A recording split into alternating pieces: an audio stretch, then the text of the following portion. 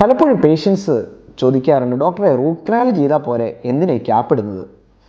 അത് ആ ചോദ്യത്തിന് കാരണം മേ ബി ക്യാപ്പ് ഇടുന്ന ഒരു അഡീഷണൽ എക്സ്പെൻസ് ഒഴിവാക്കാൻ വേണ്ടിയോ അല്ലെങ്കിൽ വീണ്ടും വരുന്നത് ഒഴിവാക്കാനോ അങ്ങനെ പല കാരണങ്ങൾ കൊണ്ടായിരിക്കാം പേഷ്യൻ്റ് ഇങ്ങനെയൊരു ചോദ്യങ്ങൾ ചോദിക്കുന്നത്.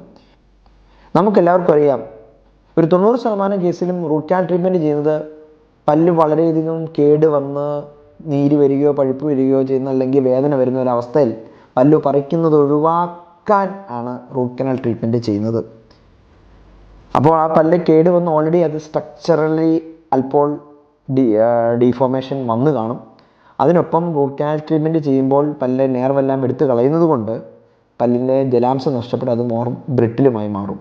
നല്ലൊരു കടി അല്ലെങ്കിൽ നല്ല സ്ട്രോങ് ആയിട്ടൊന്ന് ചവയ്ക്കുകയോ ചെയ്യുമ്പോൾ പൊട്ടിപ്പോകാൻ ചാൻസ് ഉണ്ട്. അങ്ങനെ പൊട്ടിപ്പോകാതെ ബ്രിട്ടിലായ ഈ ടൂത്ത് പൊട്ടിപ്പോകാതിരിക്കാൻ ഒരു കവചം പോലെ ക്യാപ്പ് സംരക്ഷിക്കും.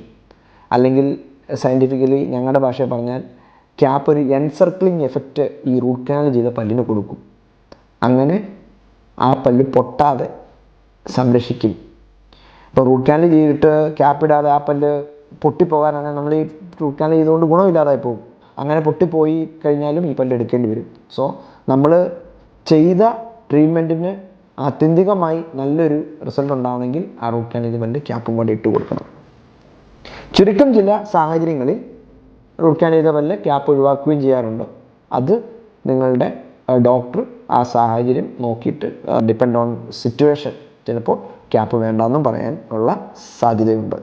പക്ഷേ ഒട്ടുമിക്ക കേസുകളിലും റൂട്ട് കനാൽ ചെയ്താൽ ക്യാപ്പിട്ടേ മതിയാവും.